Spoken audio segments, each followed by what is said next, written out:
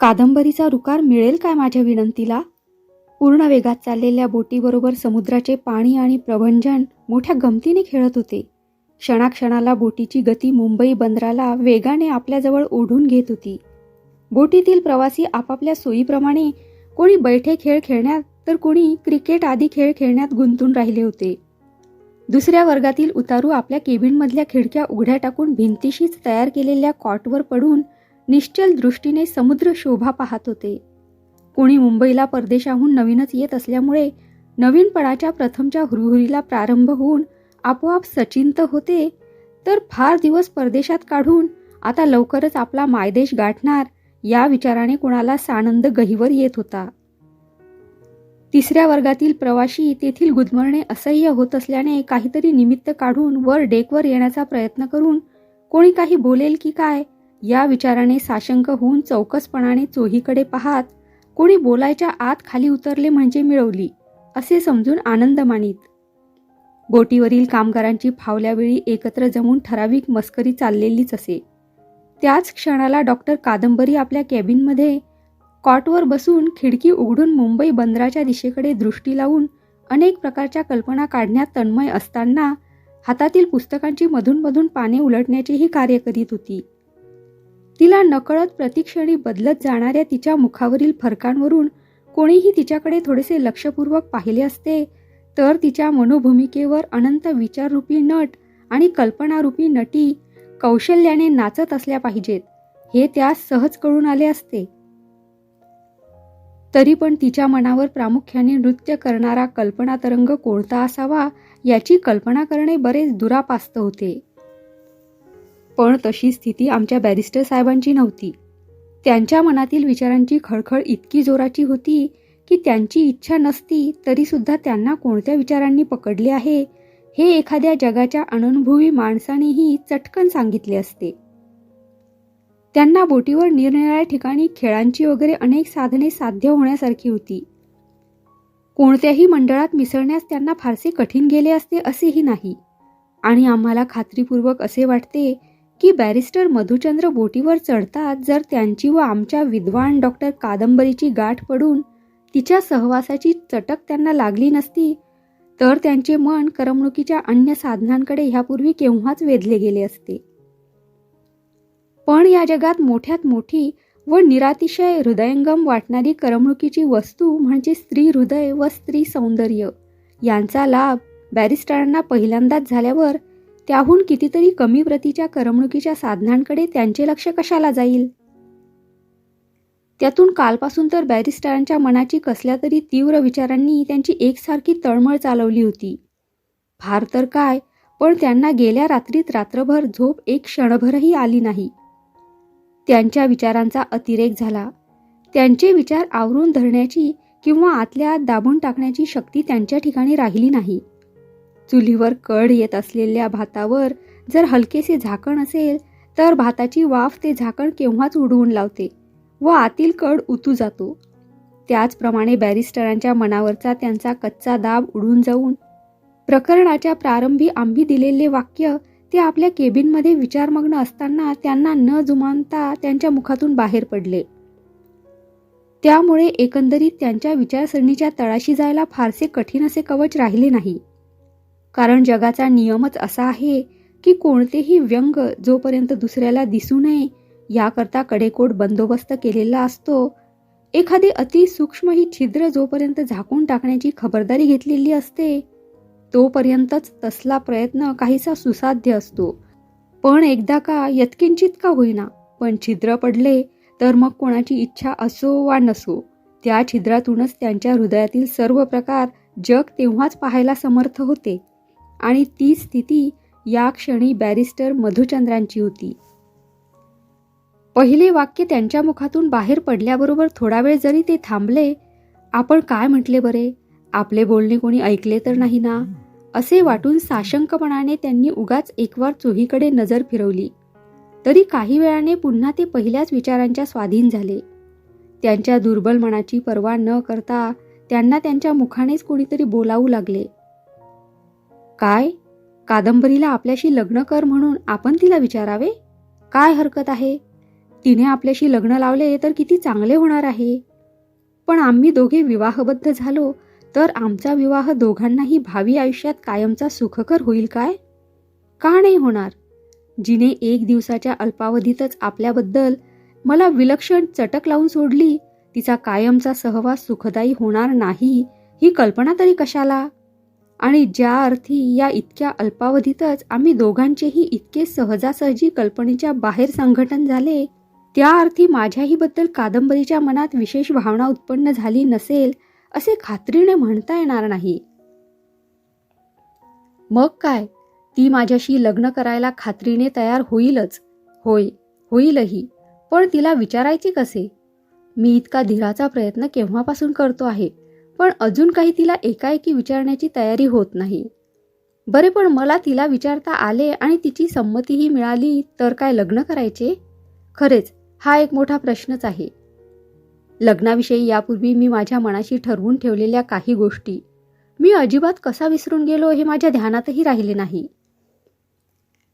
लग्न लावून घ्यायचे म्हणजे एखादी घोरपड कायमचीच आपल्या गळ्यात बांधून घ्यायची. ती चांगली मिळाली तर ठीक, पण काही केले तर ती घोरपडच. तिच्यापासून कायमची गळ्यात पडल्यावर सुखाचे नाव कशाला? तशाच दृष्टीने पाहिले असते तर विलायतेत आपल्याला चांगल्या चांगल्या आंग्ल कुमारिकांशी लग्न लावण्यासारखे 2-4 प्रसंग तरी उत्कृष्ट प्रकारचे आले नव्हते काय? मग ते आपण कोणत्या विचाराने मागे टाकले? कायमचे लफडे आपल्या पाठीशी नको म्हणूनच ना. मी आंग्ल युवतीशी विवाहबद्ध झालो तर सुधारणेचे किती उंच शिखर गाठल्याचे श्रेय मला मिळाले असते आणि हिंदुस्थानाने माझा गौरव केला असता. मग मी त्या गौरवाला जाणून बुजून का मुकलो? तर्कशास्त्रात पूर्ण पारंगत झालेले विद्वान प्रेमप्रवाहातील तर्कनौकेत बसून कसे वाहत जातात याचे उत्कृष्ट उदाहरण म्हणजे आमचे बॅरिस्टर मधुचंद्र होत. क्षणभर थांबलेले त्यांचे विचार पुन्हा सुरू झाले. नाही, हिंदुस्थानाने माझा गौरव केला असता किंवा माझ्या कृतीबद्दल माझा उपहास केला असता. उपहासच केला असता यात शंकाच नाही. गोऱ्या कातडीला भुलून मी आंग्ल युवतीशी विवाह केला असंच सर्वजण म्हणाले असते. पण कादंबरीबरोबर मी विवाह केला तर माझा देश कौतुकच करील. आता थोड्या अवधीत तिच्याशी माझा जो सहवास झाला त्यावरून मी तिच्याबरोबर लग्न करणे श्रेयस्कर असं आता वाटू लागलं आहे. कादंबरीबरोबर विवाह केल्याने बंगाल आणि महाराष्ट्र यांचा संयोग घडवण्याचे कार्य सहजी घडून येणार असून बंगालप्रमाणे महाराष्ट्रालाही त्याबद्दल भूषणच वाटेल. आणि असं एकाकी राहण्यापेक्षा विवाह होऊन कादंबरीसारख्या विद्वान सहचारीच्या साहाय्याने माझ्या पूर्वसंकल्पित देशसेवेच्या पवित्र कार्याला मला कितीतरी उत्साह येईल. विवाह ही देशसेवेच्या कार्यात धोंड नसून ते कार्य सुगम करणारी ती दिव्य वल्ली आहे असा मला लवकरच प्रत्यय येणार आहे असं मला आता वाटू लागलं आहे. मग काय होईल ते हो. कादंबरीला माझ्याशी विवाह करण्याची आमची स्वारी आता विनंती करणार. बस, ठरला विचार. आणि माझ्या विचारांचे प्रतिबिंब उमटून तिच्याही अंतःकरणात ह्याच विचाराचा उदय झाला असल्यास माझी विनंती, उभय पक्षी सुखकर होणारी ही माझी विनंती ती केव्हाच मान्य करेल यात शंकाच नाही. बस बस, ठरला तर माझा निश्चय. आता संधी पाहून कादंबरीचे मन आजमावून मी ही विनंती तिच्यापुढे ठेवणार. आहा, असं जर झालं तर आम्हाला कितीतरी कार्य करता येतील. ती MD आहे. मी तिला एक ग्रँड हॉस्पिटल ओपन करून देईल आणि स्वतः बंगाल, मद्रास, पंजाब आणि बॉम्बे प्रेसिडेन्सीत जाऊन बारमध्ये काम करीन. मग आम्हा दोघांना किती ग्रँड सक्सेस मिळेल. विचार करता करता वरीलप्रमाणे कसला तरी एक विचार जेव्हा ठाम झाला तेव्हा तात्पुरती तरी बॅरिस्टरच्या मनाची तळमळ शांत झाल्यासारखी दिसली. मनाला आपोआप थोडं हलकं वाटल्यासारखे होऊन मनावरचे एक प्रकारचे दडपण निघाल्यासारखे झाले आणि मनाच्या हलकेपणाच्या स्थितीत ते पडलेल्या जागेवरून चटकन उठले आणि मनाला अधिक उत्तेजित करण्याकरता मोकळ्या हवेत संचार करण्यासाठी डेकवर आले तो त्याच्या आधीच कठड्याला टेकून काहीतरी पद्य गुणगुणत असलेली कादंबरी उभी असल्याचे मधुचंद्राला आढळून आले. तिला पाहताच बॅरिस्टर साहेबांना आनंद झाला. ते तिला हाक मारून तिच्याशी काहीतरी बोलणार. तोच तिने बॅरिस्टरांकडे पाहिले आणि किंचित हास्यही केले. तिच्या स्मिताचे उत्तर बॅरिस्टरांनी आपल्या स्मिताने दिले आणि पुढे होऊन तेथे असलेल्या एका इझी चेअरवर बसत बसत ते म्हणाले, बसा, उभं राहून पाय नाही का दुखत? असे म्हणून जवळच असलेली दुसरी खुर्ची त्यांनी आणखी आपणाजवळ ओढून घेतली. मधुचंद्राने ती खुर्ची इतकी जवळ ओढली की कोणाही स्त्रीला त्या खुर्चीवर बसण्यास संकोचच वाटला असता. परंतु कादंबरी अगदी मोकळ्या मनाने त्या खुर्चीवर बसली. त्यावेळी बॅरिस्टर मधुचंद्रांच्या मुखमंडळावर एक प्रकारची अकल्पित टवटवी दृगोचर होत होती. हे कादंबरीच्या लक्षात आल्याशिवाय राहिले नाही. कोणीतरी एकाने बोलायला सुरुवात करायला हवीच होती. त्यात ह्या टवटवीचे कारण आमच्या कथानायिकेला मिळाले. मग काय विचारता, तिने तिथूनच सुरुवात केली. ती म्हणाली, का बॅरिस्टर साहेब, मुंबई बंदर आपणास लवकर दिसणार हे ही बोट जाणवू लागताच बोटीतील प्रवाशांना आपोआप आनंद आणि समाधान वाटत असेल नाही? उद्या आपण मुंबईस उतरताच स्वगृही जाण्याची, बंगालला जाण्याची कोण घाई कराल? खरं ना? माझं भविष्य कधीही खोटं व्हायचं नाही, कारण त्याच घाईची पूर्वचिन्ह आतापासून जणू काय आपण दृष्टिगोचर करीत आहात, असेच आपण आपल्या चेहऱ्यावरून दाखवित आहात. असं तर खरंच. कादंबरीच्या होस हो देऊन आपलेही म्हणणे कादंबरी पुढे तिने मांडले. तितक्याच जोरात आपणही कसे मांडावे याचा विचार करीत बॅरिस्टर म्हणाले, उद्या मुंबईला उतरताच आपापले घर गाठण्याची प्रत्येकाला विलक्षण घाई व्हायची हे तर ठरल्यासारखंच आहे. पण कादंबरीबाई, मी इतका वेळ विचार करीत असता मला आता असं वाटू लागलं आहे की प्रत्येकाला आपापल्या घरी जाण्याची जरी अतोनात घाई असली तरी त्या घाईत आपण काल म्हटल्याप्रमाणे विलायतेत ठरवलेल्या कार्यक्रमाला अगदी धाब्यावर बसवणार नाही. तीच व्यक्ती विलायतेत मिळवलेल्या ज्ञानाचे चीज करील असं ठरणार असल्यामुळे मला तरी निदान तशा तऱ्हेची खबरदारी घेतली पाहिजे. हो, ते तर अवश्य झाले पाहिजे. बॅरिस्टर आपल्या विचारतंद्रेत कुठपर्यंत पुढे जाऊ शकतात हे आजमावण्याकरता कादंबरीने मुद्दाम खोचकपणाने म्हटले, पण खरंच काय हो बॅरिस्टर साहेब, विलायतेहून येणाऱ्या गृहस्थाचे विलायतेत असतानाचे विचार आणि लगेच ते स्वदेशी येताच येथे आल्यावरचे विचार, यात जमीन आसमानाचा फरक पडतो तो का? आता इतक्या विचारानंतर आपण आपल्या भाषा आणि वृत्ती यात फारसा फरक पडू देणार नाही अशी माझी खात्री आहे म्हणा. पण सर्वसाधारण रीतीने इतरांच्या बाबतीत असे का होते याचा आपण कधी विचार केला आहे काय? केला असल्यास तो विचार कृपा करून मला ऐकवा. माझ्यावर आपले उपकार होतील. कारण ज्या पक्षी आटोकाट प्रयत्न करूनही पूर्वी केलेला विचार निष्फळ होऊन कुठल्या तरी भलत्याच विचाराला व विकाराला जगाची सफर करणारा बळी पडतोच पडतो, त्यापेक्षा अशी चूक होण्याला काहीतरी जबरदस्त कारणही असले पाहिजे. खरं ना? आपल्याला कसे वाटते? तुम्ही म्हणता तशाच रीतीची स्थिती असते असा माझा देखील अनुभव आहेच. पण तसं का होतं याच्या कार्यकारणाचा विचार करण्याचा आजपर्यंत माझ्या डोक्यातच कधी आलं नाही. आणि कसे आले नाही याबद्दल माझं मलाच आता आश्चर्य वाटत आहे. तरी पण मला असे वाटते. बॅरिस्टरांनी आपली कल्पनाशक्ती चालवायला आरंभ केला. विलायतेहून काही उच्चतर महत्वाकांक्षा उराशी बाळगून येणारा प्राणी स्वदेशी आल्यावर जेव्हा त्या महत्वाकांक्षा व्यवहार्य करण्याच्या तयारीला लागतो त्यावेळी त्याला असं आढळून येत असावं की आपल्या महत्वाकांक्षांना झेपण्या इतकी शक्ती आमच्या स्वदेशांच्या अंगी नाही आणि म्हणून तो शेवटी केवळ निराश झाल्यामुळेच आपल्या महत्वाकांक्षांना नाईलाजानं रजा देत असावा. तर मग बॅरिस्टरांच्या विचित्र विधानाला प्रत्युत्तर देण्यादाखल कादंबरी म्हणाली, यात दोष समाजसेवा करावयास सिद्ध झालेल्या असल्या व्यक्तीचा नसून तो दोष स्वदेशी अज्ञ बंधुजनांचाच आहे, असंच तुमचं म्हणणं ना? कादंबरीच्या बोलण्याचा रोख काय आहे याचा बॅरिस्टरांना नीटसा अंदाज न आल्याने ते किंचित गोंधळल्यासारखे झाले. तेव्हा त्यांनी चाचरत पण पूर्ण खुलासा झाल्याशिवाय काहीतरी बोलणं म्हणजे ते अधिकच मूर्खपणाचे होईल असे वाटूनही त्यांनी विचारले, मी तुमच्या बोलण्याचा आशय नाही समजलो. त्याचा कसला आला आहे आशय? आपल्याला माझ्या बोलण्याचा आशय समजला नाही म्हणजे मलाच नीट बोलता आलं नसावं असं म्हटलं पाहिजे. बाकी बॅरिस्टरांसारख्यांशी माझ्यासारखीने बोलायचे म्हणजे हास्यास्पद झाल्याशिवाय कसे राहणार? म्हणून विचारते की विलायतेहून शिकून येणाऱ्यांची निराश होण्यात चूक होते की स्वदेशीय अज्ञ समाजाची त्यांचा उपयोग करून न घेता येणं ही चूक होते? कादंबरीने आपली बाजू सावरली. इतकेच नाही तर आपल्याला एक प्रकारचे महत्त्व दिले असे वाटून त्यांना पुढे बोलायला जोर आला. त्यांनी सुरुवात केली, चूक कोणाची का असेना, पण चूक होते हे जर निर्विवाद आहे तर त्याचा प्रतिकार प्रथम अवश्य केला पाहिजे. होय, पण चूक कोणाची हे कळल्याशिवाय त्याच्या प्रतिकाराचा प्रयत्न करायचा हे शक्य तरी कसे? एखाद्याचा पत्ता विचारल्या वाचून एखाद्याचा निरोप त्याला सांगायला धावायचे, यासारखाच हा असमंजस प्रकार नाही काय? मला असे कळायला हवे की विलायतेत असताना तिकडची उच्चतम उन्नती पाहून मीही माझ्या देशात अशीच उन्नती घडवून आणीन. समता, बंधुता, स्वातंत्र्य, उदात्तता यांचा फैलाव करीन.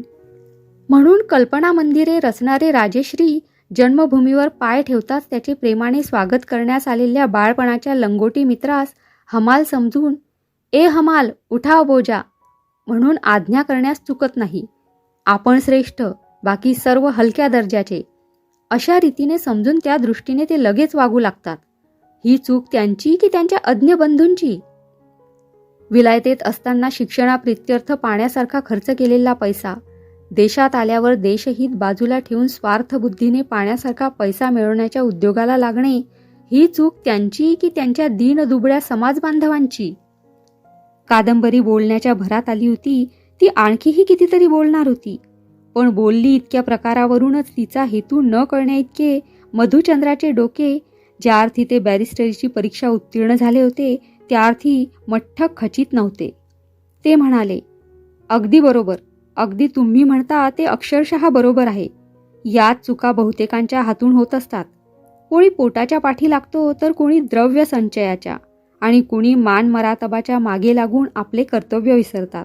शंकाच नाही यात. कित्येकांची प्रबल इच्छा असूनही त्यांनी मिळवलेल्या ज्ञानाचा उपयोग आपल्या समाजाला कशा रीतीने रुचेल व पचेल याचा उलगडा नीटपणे न झाल्यामुळे त्यांच्या कर्तव्याची ही चूक होत असेल, नाही कोणी म्हणावे. हो, समजा विलायतेसारख्या ठिकाणी जाऊन ज्ञानभांडार खर्चून लुटून आणून आपल्या समाजाची कुवत ओळखून प्रमाणबद्ध जर त्या ज्ञानाचे प्याले समाजाला पाजले तरच त्या ज्ञानाचा उपयोग झाला तर व्हायचा, एरवी काय होणार? नाहीतर आपण म्हणता तसा एकच प्रकार व्हायचा. बॅरिस्टर आवेशात येत चालले होते. त्यांच्या दृष्टीने कादंबरीच्या विचाराशी आपल्या विचारांचे बेमालूमपणाने संमिलन होत चालले आहे, तेव्हा अशावेळी हयगय मुळीच न करता आपण बेगुमानपणाने असाच मार मारीत गेलो तर कादंबरीच्या विचार साम्राज्याला ताब्यात घेताना तिच्या हृदयाचा भरभक्कम भव्यच पण बालेकिल्ला आपल्या कब्जात हा हा म्हणता येईल. असा विचार येताच त्यांनी अवकाश असा क्षणाचाही घेतला नाही. आपल्या वाक्प्रहराचा झोत अप्रतिहत ठेवण्याचा निश्चय करून ते पुढे बोलू लागले. खरोखरच कादंबरीबाई, असल्या लहान मोठ्या चुका लक्षात येऊनही त्याचा उपयोग करून घेणार नाही तो सांगून सवरून पढत मूर्ख ठरल्याशिवाय राहणार आहे काय? तेव्हा निदान आपण आपल्या हातून तशा चुका होऊ न देता देशाशी कृतज्ञपणा करता कामा नये, खरे ना? देवदयेने आम्हाला देशात गेल्यावर घातलेला पैसा काढला पाहिजे तरच तरणोपाय आहे, अशी ही स्थिती नाही. बरे, मान मरातबासाठी हपापलेल्यांची स्थिती अज्ञ समाजही अखेर कशी करतो याची चित्रे आपल्या डोळ्यापुढे सतत नाचवीत ठेवल्यास आपण त्या मोहाला बळी पडू अशीही आपल्याला भीती बाळगण्याचे कारण नाही. अडचणीची, धोक्याची, मोहाची ठिकाणे आपल्या दृष्टीपुढे आल्यावर ती चुकवण्याची चतुरता दाखवणे आपल्याला काय कठीण जाणार आहे? होय, यात तर शंकाच नाही. बॅरिस्टर किंचित विश्रांती करता थांबले तो त्यांना उत्तेजित करण्याकरता एवढे एकच वाक्य कादंबरी मध्येच बोलली. आपल्याकडून सर्व दृष्टीने बोलून गेलो आहोत अशी कल्पना बॅरिस्टरांची होत चालली असावी हे त्यांच्या बोलण्यात पडत चाललेल्या फरकांवरून कोणाच्याही लक्षात आल्याशिवाय राहते ना. मग कादंबरीच्या ते लक्षात यायला उशीर कशाला हवा होता? तिच्या चेहऱ्यावर अत्यंत सूक्ष्म अशी हास्याची चमक चमकत असावी असे दिसले. त्याचे कारण कळणे त्यावेळी तरी काहीसे कठीण होते, परंतु आपल्याला त्याचे याच क्षणी तितकेसे महत्त्व नसल्यामुळे आपण तिकडे दुर्लक्ष करून वाहवत चाललेल्या बॅरिस्टरांच्या मनाची क्षणभर मौज पाहू. आता पहा कादंबरीबाई, दैवयोगाने योगायोगही कसा सुंदर जुळून आला आहे. आपण दोघेही विलायत सोडून आपल्या जन्मभूमीच्या बाहूत गुरफटण्याकरता जात आहोत. आपल्याला आपल्या बहुजन समाजाची उत्तराई झाल्याशिवाय गत्यंतर नाही. आपल्या पूर्वीच्या लोकांचे बरे वाईट अनुभव आपल्यापुढे आहेतच. आपला हिंदुस्थान हाकेच्या अंतरावर आला आहे, तेव्हा आपण दोघेही आपल्या हिंदुस्थानातील कार्याचा कार्यक्रम असा आखूया की म्हणजे बॅरिस्टर, आपले कर्तव्य अजूनपर्यंत आपण काहीच निश्चय केलं नाही म्हणता? कादंबरीने मुद्दामच थांबवून खोचून विचारल्यासारखे केले. ते त्यावर बॅरिस्टर क्षण अर्धक्षण बिचकलेच, तरी पण त्यांच्या बोलण्यातील उत्साह कमी झाला नाही. त्यांनी ठासूनच आपले बोलणे पुढे चालू केले. ते म्हणाले, नाही, अजून मी माझा मार्ग आखला नाही. तरी पण आखायचाच म्हटले तर त्याला किती वेळ लागणार आहे? घरी गेल्यानंतर शांतपणानेही आपणाला आपला मार्ग ठरवता येणे काय अशक्य आहे? आता काय, साहजिकच योग आला आहे. आपला आयुष्यक्रम ठरवताना आपल्यासारख्या विदुषीचे मला अमोल सहाय्य होत आहे. दोघांच्याही कार्यक्रमाची दिशा एक करण्याचा सुप्रसंग आपल्याला लाभत आहे. तेव्हा तसंच काही नाही बॅरिस्टर साहेब, कारण माझा आयुष्यक्रम ठरवायचा राहिलाच नाही. मी तो कधीच विलायतेला जायच्या अगोदरच ठरवला आहे, कादंबरी म्हणाली. असं? आश्चर्याने बॅरिस्टरांनी एकच उद्गार काढला. पण त्याचवेळी त्यांच्या हेतूच्या उपोद्घाताची दिशा या ठिकाणी थोडी खुंटल्यासारखी झाली असे त्यांना वाटले, म्हणून ते किंचित काळ विचारात पडले. पण काहीसा विचार करून दिशा बदलूनही आपल्या म्हणण्याप्रमाणे गाडी रुळावर आणावयाचीच असा निश्चय करून त्यांनी पुन्हा सुरुवात केली. माझं कार्य मी निश्चित केलं नाही, तसंच आपणही आपलं कार्य विलायतेला येण्यापूर्वीच आखले आहे. या दोन्ही गोष्टी लक्षात घेतल्या तरी माझं असं म्हणणं आहे की क्षणभर ते बाजूला ठेवून आपण स्वतंत्रच विचार करूया. मी म्हणतो, आपल्याप्रमाणे विलायतेला जाण्यापूर्वी माझी आयुष्यरेखा मीही ठरवली होती. पण त्यात आणि विलायतेच्या स्वतंत्र वातावरणात काही वर्ष घालवल्यानंतर आपला पूर्वीचा कार्यक्रम बऱ्याच खालच्या प्रतीचा ठरल्याशिवाय कसा राहील? आणि आपल्या मनगटात मोठ्यात मोठे कार्य करण्याची ताकद आली असताना मुद्दा म्हणून हलक्या प्रतीचे कार्य करीत राहण्यात समाधान कोण मानील? आपण आपला कार्यक्रम आखला तरी विलायतेत राहून त्या कार्याची व्यापकता आपण ध्यानात आणली नसेल असे मी म्हणायला तयार नाही. तेव्हा या दृष्टीने विचार करताना माझा कार्यक्रम मी यापूर्वीच आखला नाही हे भाग्यच समजतो मी. आता आपला कार्यक्रम ठरवताना मला आपल्याला अशी सूचनावजा विनंती करायची आहे की आपल्या कर्तबगारीला जास्तीत जास्त शोभेल असे व्यापक कार्य आपण दोघांना मिळून ठरवता येण्यासारखे आहे. आपण जर शांतपणे विचार केला तर आपल्या असे लक्षात येईल की आपण आपल्या देशात गेलो आणि आपल्या कर्तबगारीवर देशसेवेला आरंभ केला तर त्यातून आपल्या देशापेक्षा आपल्या प्रांतासंबंधीच कार्य करता आल्याचे आढळून येईल. पण तसे न करता आपल्या कार्याची व्यापकता आपल्या प्रांतापुरतीच अडवून न ठेवता आपल्या दोन देशांचा, आमचा बंगाल व आपला महाराष्ट्र यांचा संयोग आपणा दोघांच्यामुळे करता आला तर आमच्या कार्याचा प्रारंभच केवढ्या दांडग्या प्रमाणावर झाल्यासारखा होणार आहे, नाही काय? ही माझी विनंती. यावेळी कादंबरीने बराच वेळ मोठ्या माराकुटीने आपले हसू दाबण्याचा प्रयत्न केला असताही तो प्रयत्न निष्फळ होऊन तिचे हसू मोठ्या जोराने बाहेर पडले. मग तिनेही आपल्या हास्यात प्रतिबंध केला नाही. ती त्यावेळेस मनसोक्त हसली. पण त्यामुळे बॅरिस्टर आश्चर्यचकितच नव्हे तर अत्यंत खजील झाले. ते तिच्याकडे ओशाळलेल्या नजरेने पाहतच राहिले. नंतर हसे थांबल्यावर काही वेळाने कादंबरी म्हणाली, बॅरिस्टर, आपण बरेच आहात की? आपला बोलण्याचा रोख मला कळला.